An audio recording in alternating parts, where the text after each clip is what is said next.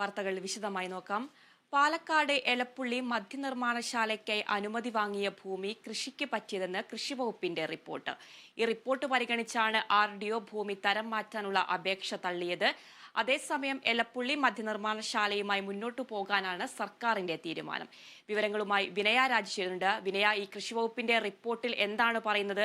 അതേസമയം എലപ്പുള്ളി മദ്യനിർമ്മാണശാലയുമായിട്ട് മുന്നോട്ടു പോകാൻ തന്നെയാണ് സർക്കാരിന്റെ തീരുമാനം. കൂടുതൽ വിവരങ്ങൾ എങ്ങനെയാണ്?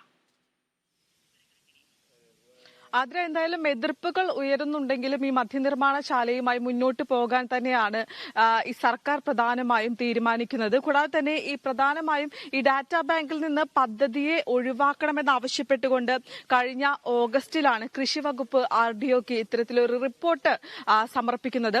ഈ ഓഗസ്റ്റ് അവസാനമാണ് ഇത്തരത്തിലൊരു റിപ്പോർട്ട് സമർപ്പിക്കുന്നത്.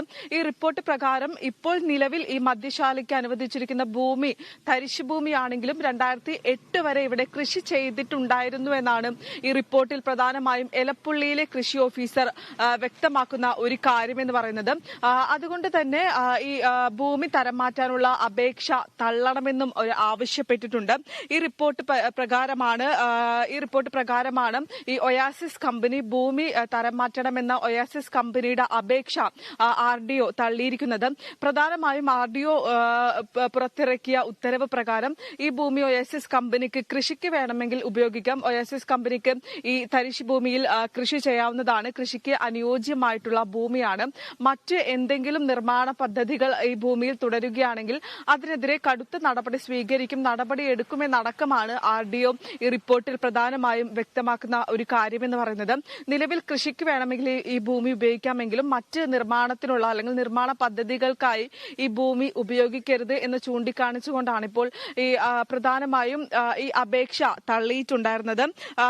ഈ കമ്പനികളടക്കം ഇത് തുടരുകയാണെങ്കിൽ അതിനെതിരെ നടപടി സ്വീകരിക്കുമെന്നും RDO ഈ പ്രധാനമായും വ്യക്തമാക്കിയിട്ടുണ്ടായിരുന്നു. ഈ റിപ്പോർട്ടാണ് ഇപ്പോൾ എന്തായാലും പുറത്തു വന്നിരിക്കുന്നത്. ഇപ്പോൾ നിലവിൽ ഈ CPI അടക്കം ഇതിനെതിരെ ഈ എലപ്പുള്ളി മദ്യനിർമ്മാണശാലയ്ക്കെതിരെ ഈ പദ്ധതിയുമായി രംഗത്ത് വരുമ്പോഴും അല്ലെങ്കിൽ എതിർപ്പ് അറിയിക്കുമ്പോഴും ആദ്യം ഇതിനെതിരെ എതിർപ്പ് അറിയിച്ചിട്ടുണ്ടായിരുന്നത് കൃഷി വകുപ്പാണ് എന്ന് വേണം മനസ്സിലാക്കാൻ. കാരണം ഈ ഭൂമി അല്ലെങ്കിൽ ഇപ്പോൾ നിലവിൽ ഈ 4 ഏക്കർ ഭൂമി തരിശു ഭൂമിയായി കടക്കുകയാണ്. എന്നാൽ അതിനു മുമ്പ് വരെ ഇവിടെ വലിയ രീതിയിലുള്ള കൃഷി അടക്കം ചെയ്തിട്ടുണ്ടായിരുന്നു. 2008 വരെ ഈ ഭൂമി കൃഷിക്ക് വേണ്ടി ഉപയോഗിച്ച ഒരു ഭൂമിയായിരുന്നു. കൃഷിക്ക് അനുയോജ്യമായിട്ടുള്ള ഒരു ഭൂമിയാണ്. അതുകൊണ്ട് തന്നെ ഒയാസിസ് കമ്പനിക്ക് വേണമെങ്കിൽ ഈ ഭൂമിയിൽ കൃഷി ചെയ്യാം എന്നാണ് പ്രധാനമായും ഈ റിപ്പോർട്ടിൽ ചൂണ്ടിക്കാണിക്കുന്നത്. എന്തായാലും ഇത്തരം എതിർപ്പുകൾ അടക്കം തന്നെ ഉണ്ടെങ്കിലും അല്ലെങ്കിൽ ഇത്തരം പ്രശ്നങ്ങൾ അടക്കം തന്നെ ഉണ്ടെങ്കിലും ഈ പദ്ധതിയുമായി മുന്നോട്ട് പോകാൻ തന്നെയാണ് സർക്കാരിന്റെ തീരുമാനം. കഴിഞ്ഞ ദിവസം സംസ്ഥാന സെക്രട്ടറി MV ഗോവിന്ദൻ അടക്കം തന്നെ വ്യക്തമാക്കിയ ഒരു കാര്യം തന്നെയാണ്. പല എതിർപ്പുകൾ വന്നാലും ഈ മദ്യനിർമ്മാണശാല പ്ലാന്റുമായി മുന്നോട്ട് പോകാൻ തന്നെയാണ് സർക്കാർ തീരുമാനിച്ചിരിക്കുന്നത്. ഈ ഇടഞ്ഞു നിൽക്കുന്ന മുന്നണികളെ അടക്കം തന്നെ സംസാരിച്ച് പരിഹാരമുണ്ടാക്കുമെന്നൊരു തീരുമാനവും പരിഹാരമുണ്ടാക്കുമെന്നടക്കം MV ഗോവിന്ദൻ അടക്കം തന്നെ വ്യക്തമാക്കുന്ന ഒരു കാര്യമുണ്ടായിരുന്നു. എന്തായാലും ഇത്തരം എതിർപ്പുകൾ അറിയിച്ചിട്ടുണ്ടെങ്കിലും അല്ലെങ്കിൽ ഇത്തരം എതിർപ്പുകൾ തുടരുകയാണെങ്കിലും ഈ പദ്ധതിയുമായി മുന്നോട്ട് പോകുമെന്ന് തന്നെയാണ് സർക്കാർ പ്രധാനമായും വ്യക്തമാക്കുന്നത്. ആതിര.